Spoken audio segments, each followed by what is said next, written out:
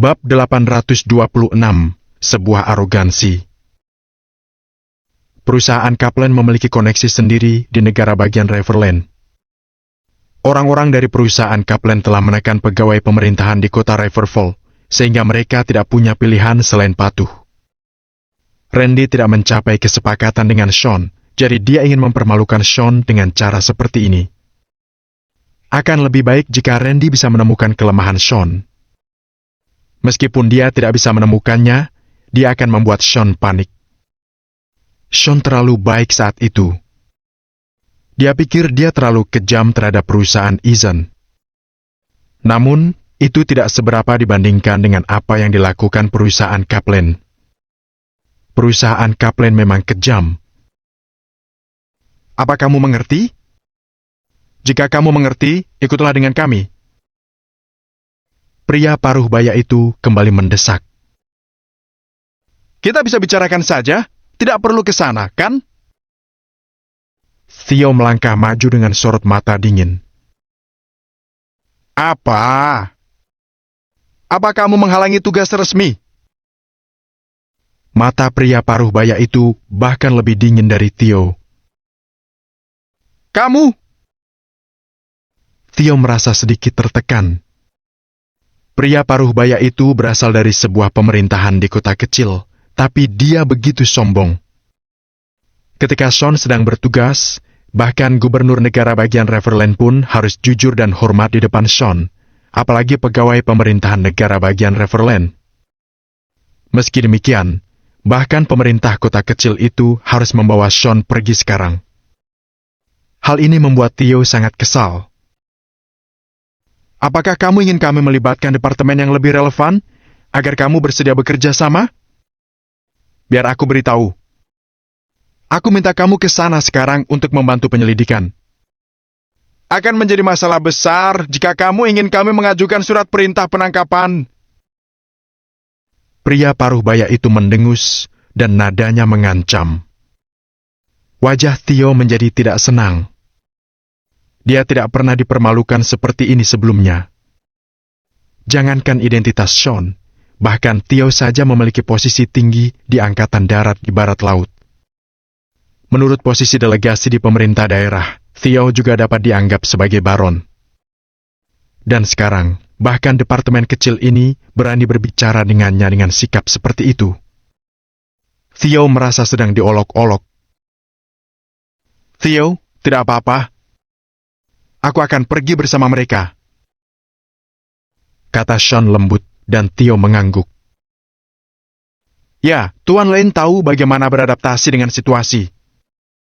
Kamu harus mengerti bahwa meskipun kota Riverfall kecil, itu tidak sesederhana yang kamu pikirkan.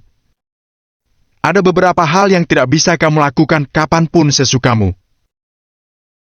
Pria paruh baya itu bangga saat tahu dia telah berhasil menekan Sean.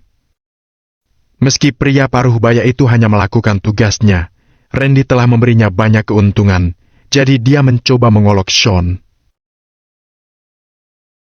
Bisakah kamu melakukan apapun yang kamu mau? Sean melirik pria paruh baya itu dan berkata dengan tenang. Pria paruh baya itu sangat gembira dan tidak bisa berhenti tertawa. Kamu benar. Setidaknya sekarang, jika aku memintamu ikut denganku, kamu harus ikut denganku. Pria paruh baya itu melirik Sean dengan kesombongan di matanya. Coba aku lihat siapa yang memiliki kesombongan seperti itu. Sebelum Sean sempat mengatakan apa-apa, suara dingin datang dari luar. Mendengar suara itu, semua orang menoleh tanpa sadar. Sekelompok yang terdiri dari 4 orang masuk. Sean dan yang lainnya, bersama pegawai Biro Pajak serta Kamar Dagang dan Industri, mengenal salah satu dari mereka. Dia adalah Direktur Badan Intelijen Keamanan Nasional, David Williams. Meskipun mereka tidak kenal dengan 3 orang lainnya, mereka merasa rombongan ini memiliki aura yang luar biasa. Yang terpenting, Sean memperhatikan bahwa David tidak berjalan di depan, melainkan mengikuti di belakang seorang pria paruh baya. Pria paruh baya itu yang berbicara barusan. Sean memicingkan matanya. Sepertinya identitas pria paruh baya yang berdiri di depan itu cukup penting. David adalah orang berpengaruh di kota Riverfall. Namun, dia tetap berjalan di belakang pria paruh baya itu. Bisa dibayangkan betapa tingginya status pria paruh baya itu. Bagaimana pekerjaanmu, Direktur Williams? Ini adalah... Staf bertopi besar menyambut David dengan tergesa-gesa. Namaku Humbert Fernandez. Ini tanda pengenalku. Pria paruh baya di depan David mengeluarkan buku kecil dengan lencana di atasnya. Pria paruh baya yang hendak membawa Sean pergi mengambilnya dan melihatnya. Matanya melebar dan tiba-tiba ekspresinya berubah. Kemudian, tangannya tidak bisa menahan gemetar. Was! Pria paruh baya menutup dokumen itu dan menyerahkannya kembali kepada Humbert. Tuan Fernandez, aku... Pria paruh baya itu terlalu gugup untuk menyelesaikan kalimatnya. Humbert adalah orang penting di negara bagian Riverland. Selain itu, dia bekerja dengan gubernur negara bagian Riverland. Bagi staf pemerintahan di kota-kota kecil seperti mereka, identitas Humbert itu seperti baron. Bahkan jika pria paruh baya itu adalah seorang pemberani, dia tidak akan berani membuat masalah di depan Humbert. Sementara tentang keaslian identitas Humbert, dia tidak berani meragukannya sama sekali. Lagi pula, David juga berdiri di sini.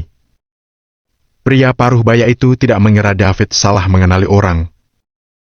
Memikirkan hal ini, pria paruh baya yang berasal dari Biro Pajak semakin berkeringat. Bab 827, mengikuti perintah.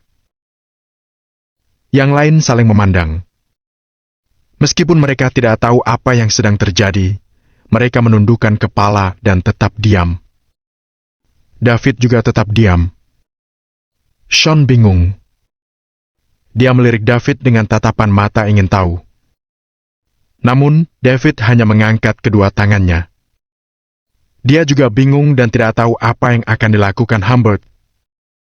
David kebetulan mendengar bahwa Kamar Dagang dan Industri serta Biro Pajak Kota Riverfall akan datang untuk menyelidiki grup Lane hari ini. Kemudian, Humbert segera datang ke sini. Mengenai apa yang akan Humbert lakukan, David tidak tahu dan tidak berani bertanya. Aku mendengar seseorang berkata bahwa dia bisa melakukan apapun yang dia mau di kota Riverfall sekarang. Siapa yang bilang begitu? Apakah kamu? Humbert perlahan berbalik untuk menatap pria paruh baya itu. Tuan Fernandez, aku tidak berani. Aku hanya bicara omong kosong. Dahi pria paruh baya itu berkeringat dan jantungnya berdetak semakin cepat. Sebagai petugas publik, kamu berbicara omong kosong di depan umum. Beraninya kamu. Suara Humbert tidak keras, tapi ketegasannya membuat kaki pria paruh baya itu gemetar. Jika dia sampai menyinggung Humbert, jangankan dia, bahkan atasannya pun akan kehilangan pekerjaannya. Tuan Fernandez, ini salahku. Aku akan memperbaikinya. Pria paruh baya itu menyeka keringat dengan lengan bajunya dan mengangguk. Saat ini, dia tidak sombong seperti saat menghadapi Sean barusan.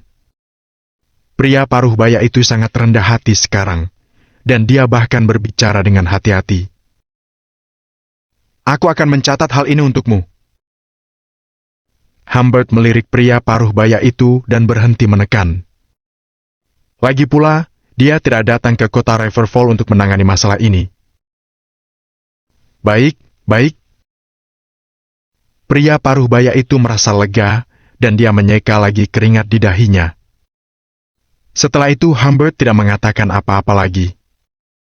Setengah menit kemudian, Humbert mengerutkan kening dan menatap pria paruh baya itu. Apa kamu masih ingin menginap di sini? Jelas-jelas Humbert sedang mengusir mereka.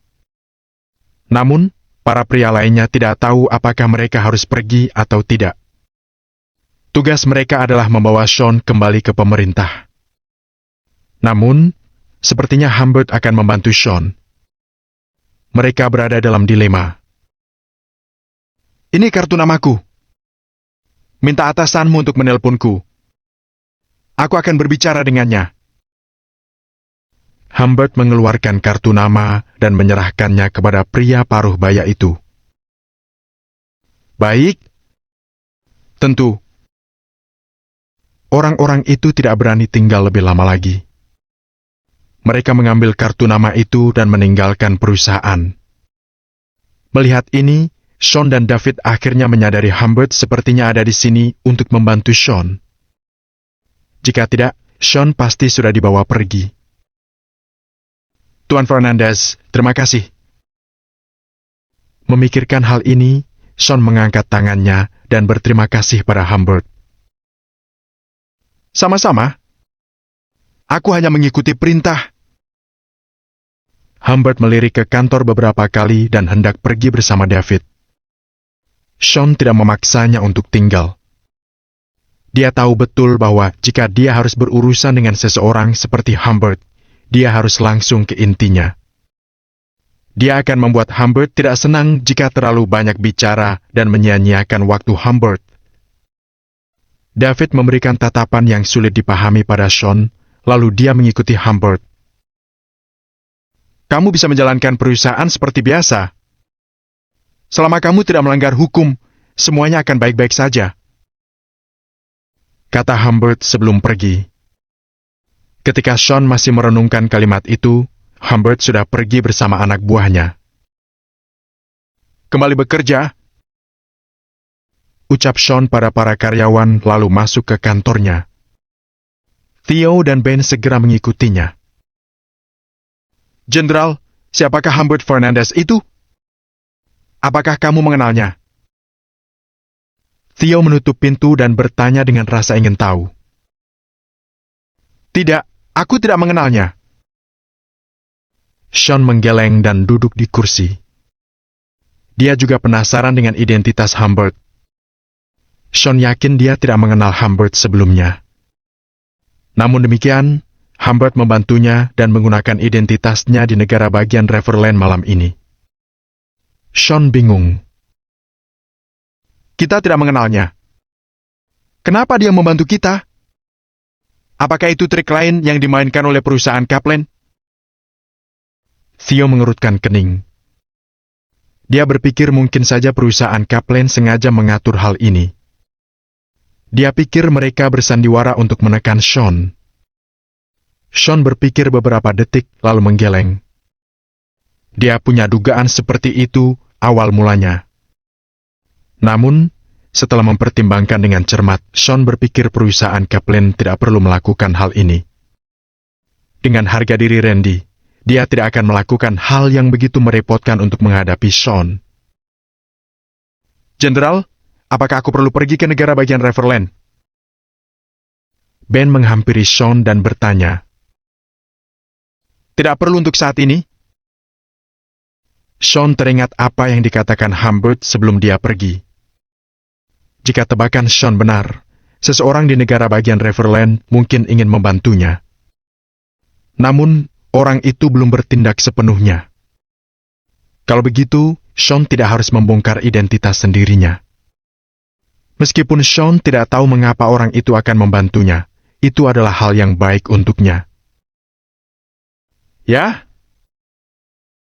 Ben menjawab dan Theo perlahan mengembuskan napas. Theo dari awal tidak mendukung keputusan Sean. Tunggu saja. Sesuatu yang tidak terduga mungkin akan terjadi. Pada saat ini, di perusahaan Kaplan cabang Riverfall. Dengan dukungan sumber daya keuangan yang kuat, tidak sulit untuk mendirikan sebuah cabang. Hanya dibutuh waktu kurang dari 2 hari dari memilih situs hingga dimulainya bisnis. Selain itu, kantor pusat perusahaan Kaplan juga mengirim banyak LIT kepada Randy. Kali ini, mereka pasti akan mendirikan perusahaan Kaplan di kota Riverfall. Tuan Taylor, apa yang bisa aku lakukan untukmu? Lukas masuk ke kantor Randy dan bertanya dengan nada hormat. Plak! Randy menutup berkas di tangannya dan melemparnya ke atas meja. Bukti! Randy mencibir. Bukti? Bukti apa? Lukas bingung saat mendengarnya. Bukti untuk menyingkirkan Sean. Dengan raut wajah bangga, Randy menyalakan cerutu. Bab 828, Tikus yang menjengkelkan. Benarkah? Lukas kaget dan mengambil dokumen itu dengan tergesa-gesa. Kamu bisa melihatnya dulu. Randy mengisap cerutunya dan mengembuskannya perlahan. Dia terlihat lebih puas akan dirinya sendiri. Lukas bergegas membaca sekilas dokumen di tangannya. Semakin banyak dia membaca, semakin lebar matanya terbuka. Benar-benar dia. Dia yang membawa kabur uangku. Lukas tiba-tiba menutup berkas itu, matanya dipenuhi rasa dingin. Sejak Lukas dan Sean saling berhadapan, mereka menyerang baik secara terbuka maupun secara diam-diam.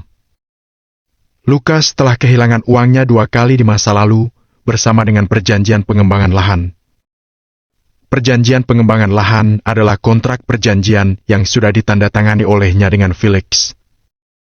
Perjanjian pengembangan lahan sudah diberikannya sebagai ikrar kepada Felix. Karena dia tidak membayar uangnya kembali dalam waktu yang ditentukan, masuk akal bagi Felix untuk menjual perjanjian pengembangan lahan itu. Selain itu, Lukas sekarang tahu bahwa Felix memiliki hubungan dekat dengan Sean. Makanya, ide untuk mendapatkan perjanjian pengembangan lahan dari Felix tidak pernah terlintas di benaknya. Namun, selain dari perjanjian pengembangan lahan, dia juga kehilangan kompensasi atas investasinya dalam pengembangan tanah dan 630 miliar rupiah. Dia sempat mencurigai Sean karena orang lain tidak punya alasan untuk melakukannya. Namun, tidak ada bukti kuat. Sekarang, dengan kekuatan perusahaan Kaplan, Randy akhirnya menemukan buktinya. Dia juga mengetahui bahwa Sean yang telah mentransfer uangnya. Apa yang membuatmu marah? Lagi pula kedua jumlah uang ini adalah milikmu pada akhirnya. Apalagi kita bisa memanfaatkan ini untuk menyingkirkan Sean sepenuhnya. Aku justru berpikir Sean telah menggali kuburannya sendiri kali ini. Sekarang, dia harus menghadapi konsekuensi yang dia timbulkan pada dirinya sendiri. Semakin Randy membicarakannya, dia semakin sombong. Segera, dia tertawa terbahak-bahak. Tuan Taylor, apa yang kamu katakan masuk akal. Lukas awalnya tercengang, tapi segera dia menyadari apa yang telah terjadi. Keluarga Eason hancur berkeping-keping karena Sean, dan ada banyak orang yang mencari mereka untuk menagih utang mereka. Untungnya, mereka sekarang sudah menemukan buktinya. Sudah waktunya Sean menderita. Tuan Taylor, mari kita segera hadirkan bahan dan bukti ini ke departemen terkait. Itu semua pasti cukup untuk mengirim Sean ke neraka. Apa yang dia lakukan lebih serius daripada penipuan komersial? Dia akan dijatuhi hukuman setidaknya 7 atau 8 tahun. Kata Lukas bersemangat sambil menggosok tangannya. Akhirnya dia bisa menyingkirkan Sean sepenuhnya. Lukas merasa sangat senang. Tidak, kita tidak bisa melakukan itu. Randy menyingkirkan cerutunya, menjangkau dokumen itu, dan menyuarakan keberatannya pada Lukas. Tuan Taylor, ada apa? Lukas bertanya dengan bingung. Aku tidak bermaksud untuk memenjarakannya. Sekarang pemerintah kota Riverfall ada di pihak kita. Akan sangat mudah untuk menjebloskannya ke penjara. Namun, tidak ada artinya untuk melakukan itu. Setelah pemerintah turun tangan, hartanya dapat diambil alih, termasuk perjanjian pengembangan lahan. Pada saat itu, semua usaha kita akan sia-sia. Ada bersitan dingin di mata Randy, perusahaan Kaplan juga mengincar tanah di distrik pusat kota. Meskipun kota Riverfall tidak mencakup area yang luas, dia memiliki keuntungan geografis yang sangat penting. Di masa depan, kota Riverfall akan menjadi penghubung ekonomi penting yang menghubungkan semua kota maju di sekitarnya. Tanah di distrik pusat kota akan bernilai setidaknya 2 kali lipat dalam 2 tahun kemudian. Yang paling penting, mereka akan memiliki lebih banyak suara dan pengaruh jika mereka berhasil mengamankan sebidang tanah di benteng ekonomi yang begitu penting. Itulah mengapa perusahaan Kaplan memilih membantu keluarga Eason saat ini. Padahal, Lucas hanyalah pion. Karena itu, Randy tidak akan pernah memberikan bukti ini pada pemerintah. Tuan Taylor, apa yang harus kita lakukan sekarang? Lucas tidak menyadari apa yang Randy pikirkan. Jika perusahaan-perusahaan di kota Riverfall yang terkena dampak insiden pembiayaan tahu bahwa Sean ada di balik semuanya, menurutmu apa yang akan mereka lakukan? Randy menjentikan cerutu di tangannya dan mencibir. Mereka akan sangat membenci Sean. Saat itu, Sean akan seperti tikus menjengkelkan di kota Riverfall, dan semua orang pasti ingin menyingkirkannya. Lucas akhirnya mengerti maksud Randy. Mau tak mau dia mengagumi kekejaman di balik rencana Randy. Banyak sekali perusahaan yang sangat membenci Lucas. Jika mereka tahu bahwa Sean yang memulai semua ini, mereka akan segera mengalihkan target mereka kepada Sean. Saat itu, tidak akan ada tempat bagi Sean di kota Riverfall yang besar ini. Tidak peduli siapa yang dia kenal dan apakah dia punya uang atau tidak, dia tidak akan bisa tinggal di kota Riverfall lebih lama lagi. Bahkan grup Acton akan sangat terpengaruh. Bab 829 Ambisi. Cemerlang. Ini rencana yang sangat brilian. Tuan Taylor, kamu benar-benar pria yang cerdas. Lucas menarik napas dalam-dalam dan menyanjung Randy. Hahaha. Randy yang sedang mengisap cerutu tertawa. Mengalahkan Sean hanyalah hal mudah baginya. Ketika saatnya tiba, perusahaan cabang yang dia pimpin akan memiliki pijakan di kota Riverfall dan berkembang pesat. Jika dia bisa memegang tempat penting seperti itu, dia akan memiliki kekuatan besar bahkan jika dia kembali ke kantor pusat. Ini adalah tujuan akhirnya. Tuan Taylor, apa yang akan kamu lakukan? Aku tidak berpikir Sean akan duduk diam dan menunggu malapetaka datang. Lucas telah menerima pukulan dari tangan Sean, jadi kegembiraannya menghilang dengan cepat. Dia telah meremehkan Sean dan karena itu menderita kerugian oleh serangkaian siasat yang saling bertautan. Apa yang bisa Sean lakukan? Aku sudah mengirim Biro Pajak Kota Riverfall dan Kamar Dagang dan Industri ke grup lain. Jika semuanya berjalan lancar, dia pasti sudah ditangkap sekarang. Dia tidak akan bisa menghubungi dunia luar setelah dia ditangkap. Terserah kita untuk memutuskan apa yang terjadi di luar. Sekalipun aku mengarang beberapa fakta, dia tak akan sempat membela diri. Ucap Randy yakin sambil mengangkat gelas kopinya. Semua ini ada dalam rencananya. Perasaan memegang kendali atas segalanya memberinya rasa pencapaian yang luar biasa. Tuan Taylor, luar biasa. Lucas berseru kagum. Randy mengalahkan Sean, yang di mata Lucas adalah lawan yang gigih dalam 1 menit. Lucas mengaguminya. Bas? Saat itu, telepon Randy berdering. Kebetulan sekali. Randy mengambilnya dan melirik layar. Senyum di wajahnya melebar. Halo, Tuan Quinn. Apa Sean sudah ditangkap? Kamu harus memutuskan semua kontaknya dengan dunia luar. Randy terkekeh, matanya sangat dingin. Kali ini, Tuhan pun tidak bisa mengubah akhir yang tragis bagi Sean.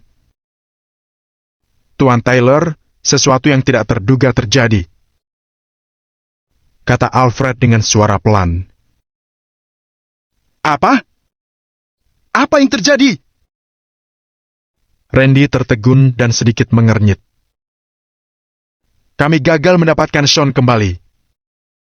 Rekening mereka sangat bersih, dan perwakilan hukum perusahaan mereka diganti. Jadi kami tidak berhak menangkapnya. Alfred tetap diam selama beberapa detik dan akhirnya memberikan penjelasan. Kenyataannya, mereka tidak menangkap Sean karena Humbert menghentikan mereka. Namun, sebagai perwira rendah kelas teri, dia tidak berani menyebut nama orang penting seperti Humbert. Selain itu, Humbert telah menghubunginya secara langsung dan menyuruhnya tutup mulut. Bagaimana mungkin dia tidak tahu maksud Humbert? Meskipun mereka membantu Randy karena seseorang di negara bagian Riverland mengarahkan mereka untuk melakukannya, identitas Humbert bahkan lebih menakutkan daripada orang yang memberi perintah pada mereka. Alfred tidak berani macam-macam. Huff! Dia bergerak cepat. Setelah mendengarnya, Randy mendengus. Dia tidak curiga dengan apa yang dikatakan Alfred. Bagaimanapun, perusahaan Kaplan memiliki koneksi di negara bagian Riverland yang akan membuat Sean tidak berdaya. Karenanya, tidak mungkin anggota pemerintah kota Riverfall ini akan menentang atasan mereka dan memihak Sean. Tidak ada yang cukup bodoh untuk melakukan itu. Tuan Tyler, aku khawatir aku tidak bisa melakukannya. Bahkan jika kita membawanya kembali, kita tidak bisa mengurungnya terlalu lama. Kata Tuan Quinn setelah berpikir selama 2 detik. Aku mengerti. Terima kasih. Aku akan mentraktirmu makan malam di lain hari. Jawab Randy sambil tersenyum lalu menutup teleponnya. Aku meremehkan Sean. Aku tidak menyangka dia sudah mengambil tindakan pencegahan, Randy berpikir sambil meletakkan ponselnya dengan sebersit rasa dingin terbias di matanya. Tuan Tyler, apa yang terjadi? Lucas menatap Randy dan bertanya dengan gugup. Tidak masalah. Ini bukan masalah besar. Rencananya berjalan seperti biasa.